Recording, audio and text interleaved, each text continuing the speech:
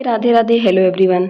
तो जैसा कि आप सबको पता है कि मैं आपको बीएससी फिफ्थ सेम का सिलेबस पढ़ा रही हूँ, जिसमें मैंने आपको पेपर फर्स्ट पढ़ा रही हूँ। पेपर फर्स्ट है नॉन कॉर्डेट आपका, जिसमें मैंने आपको प्रोटोजोआ जो पहला टॉपिक है आपका उसके लेक्चर्स प्रोवाइड कर दिए हैं और पोरीफेरा के भी लेक्चर्स प्रोवाइड कर दिए हैं। आज उसमें जो एनिमल हमें पढ़ना है, साइफा या साइकॉन जिसे कहते हैं, उसके बारे में पढ़ेंगे। सबसे पहले उसको जानने से पहले हमें किसी चीज़ के जनरल कैरेक्टर को जानना होता है, तो इसमें हम जनरल कैरेक्टर पढ़ेंगे, उसकी हिस्टोलॉजी पढ़ेंगे, यानी कि उसमें टिश्यू का ऑर्गेनाइजेशन किस तरीके का होता है, ये सारी चीज़ें पढ़ेंगे। तो इसमें सबसे पहले हम सिस्टमेटिक पोजीशन पढ़ेंगे कि किस तरीके का सिस्टमेटिक पोजीशन इसमें पाया जाता है। ठीक है, सिस्टमेटिक पोजीशन यानी कि ये किस फाइलम में आता है, किस क्लास में आता है। तो फाइलम की बात की जाए तो ये पोरीफेरा में आता है। क्लास की बात की जाए तो ये कैलकेरिया क्लास में आता है। ऑर्डर हेट्रोसिला में आता है। फैमिली साइटिडेई में आता है। और जीनस की बात की जाए तो साइफा या साइकॉन।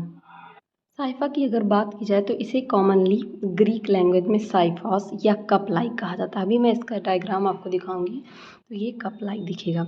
इसे अर्न स्पॉन्ज के नाम से भी जाना जाता है, क्योंकि इसका शेप अर्न शेप इस तरीके का कुछ पाया जाता है, इस वजह से इसे अर्न स्पॉन्ज भी जाना जाता है। इसको और नामों से जाना जाता है, जिसे क्राउन स्पॉन्ज भी कहते हैं, because it's fringe of long and straight spicule eight top of look like little crown. इसके टॉप पे आप यहाँ देख सकते हैं ये फ्रिंज लाइक स्ट्रक्चर पाया जाता है, जो किसकी तरह दिखता है, क्राउन की तरह दिखता है, इसलिए इसे क्राउन स्पॉन्ज भी बोला जाता है। अब इनके हैबिट या हैबिटेट की बात की जाए, यानी कि ये किस स्थान पे पाए जाते हैं, कहाँ पाए जाते हैं, तो जनरली ये मरीन होते हैं, यानी कि ओशंस वगैरह में पाए जाते हैं। बात की जाए तो ये सॉलिटरी या कॉलोनियल होते हैं।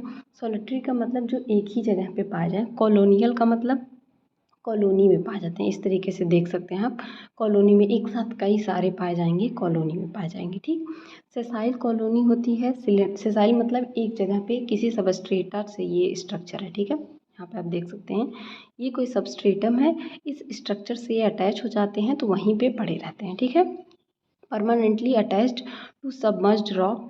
सबमर्ज्ड रॉक यानी कि जो उनके सतह पर, जब आप मरीन या सी देखेंगे, उनकी सतह पे जो सबमर्ज्ड रॉक वगैरह पाए जाते हैं या कोई सॉलिड सबस्ट्रेटा पाया जाता है सॉइल वाटर में, तो ये उस पे जाके क्या करते हैं, अटैच हो जाते हैं और वहीं पे पड़े रहते हैं। ठीक है, डायग्राम आप क्लियरली देख सकते हैं, ये डायग्राम है दो इसके। यहाँ पे दिखाया गया है ऑस्कुलम, अभी ऑस्कुलर फ्रिंज के बारे में, जो क्राउन लाइक दिखता है।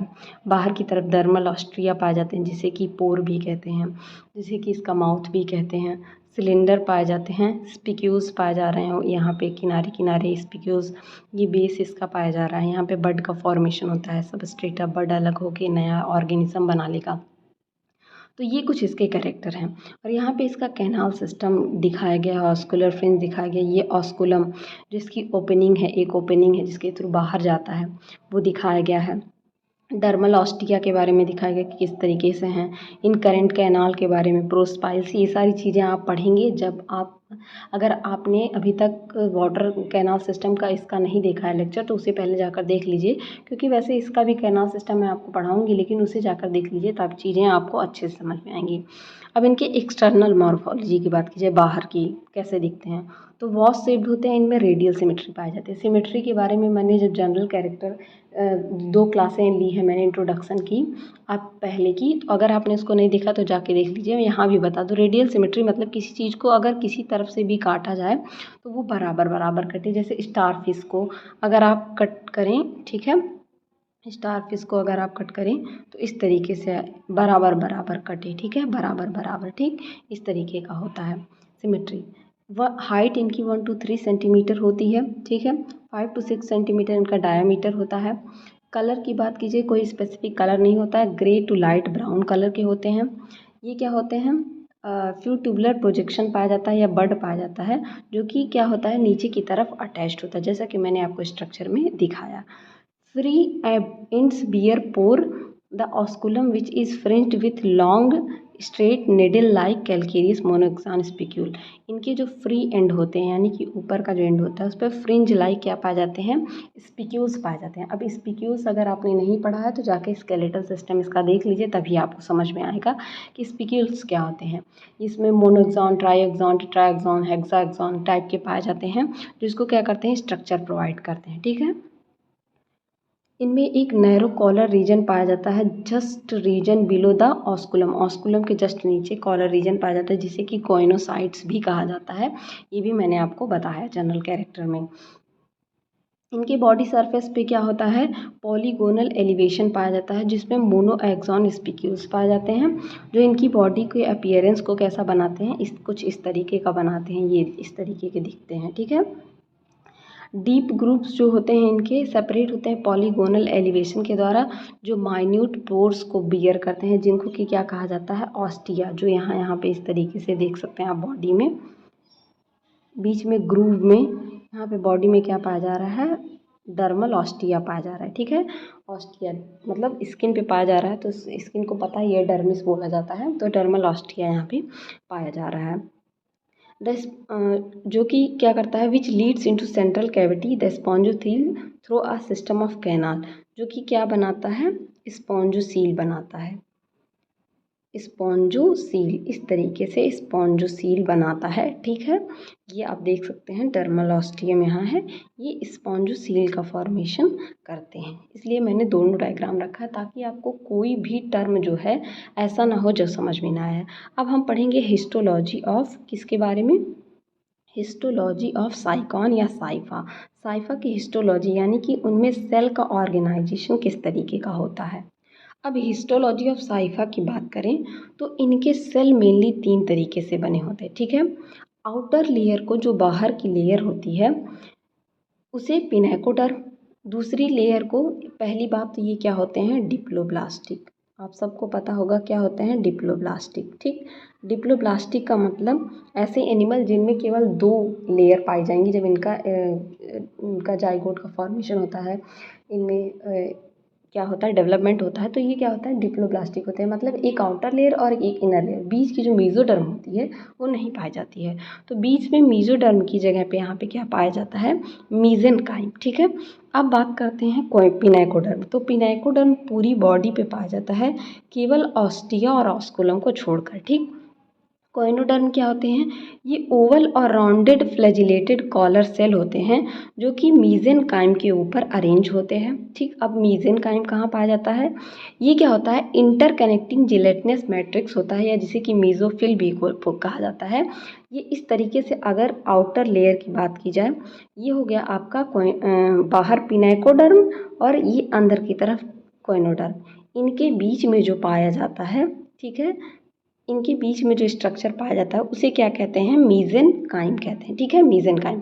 और ये मीजेनकाइम क्या करते हैं, बहुत सारे अमीबॉइड, अमीबा लाइक सेल क्या करते हैं, कंटेन करते हैं, जिनका अपीयरेंस अमीबा लाइक होता है या कुछ बिहेवियर अमीबा लाइक होता है। तो ये उसकी तरह अपीयरेंस रखते हैं, इस वजह से इनको अमीबॉइड सेल कहा जाता है। अब उन अमीबॉइड सेल के बारे में हम जानेंगे।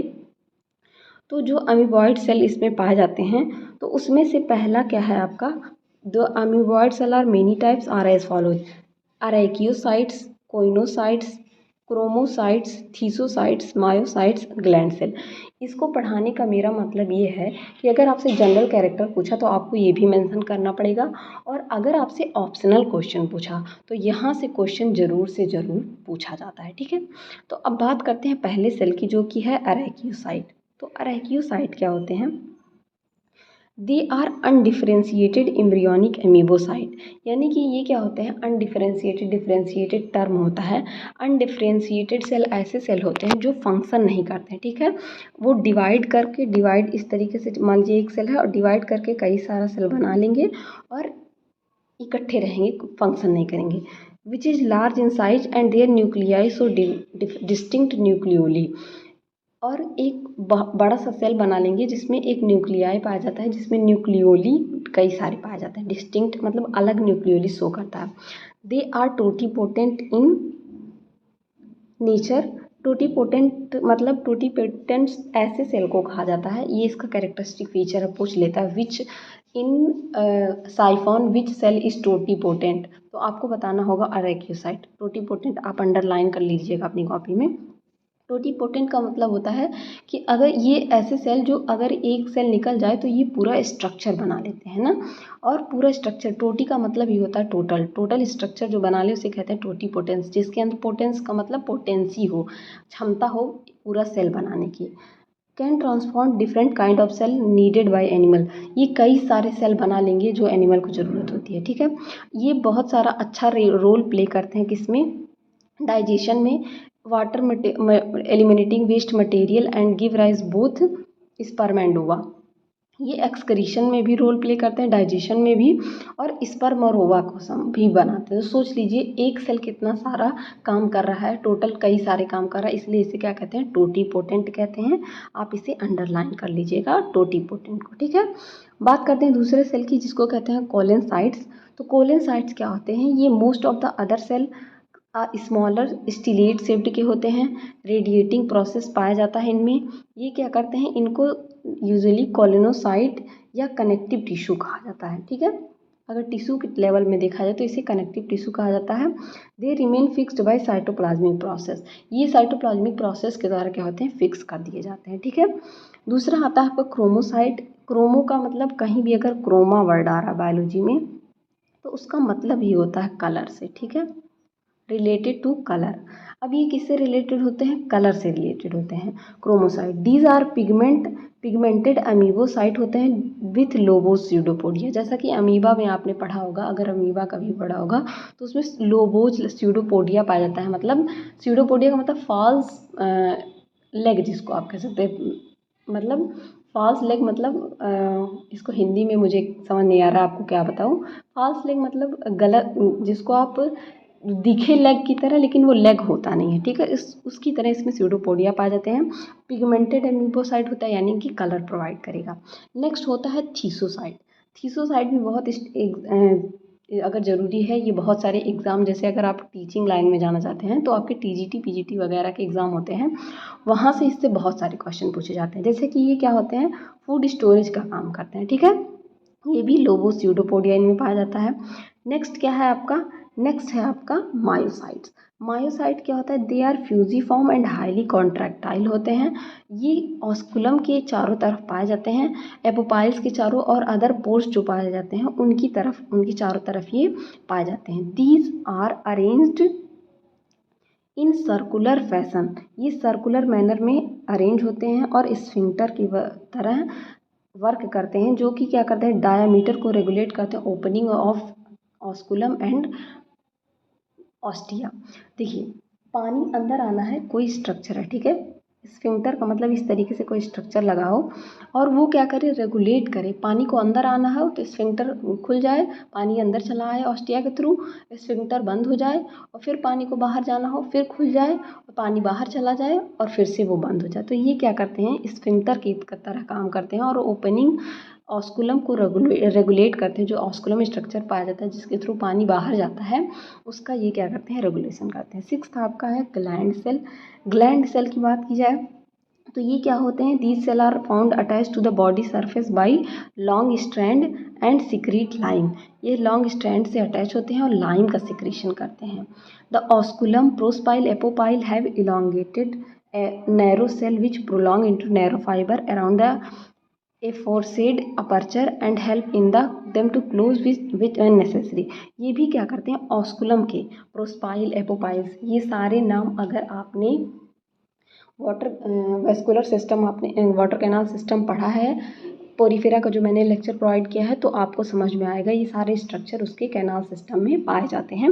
उनकी क्लोजिंग में ये क्या करता है, हेल्प करता है जब भी ज़रूरत होती है, ठीक है।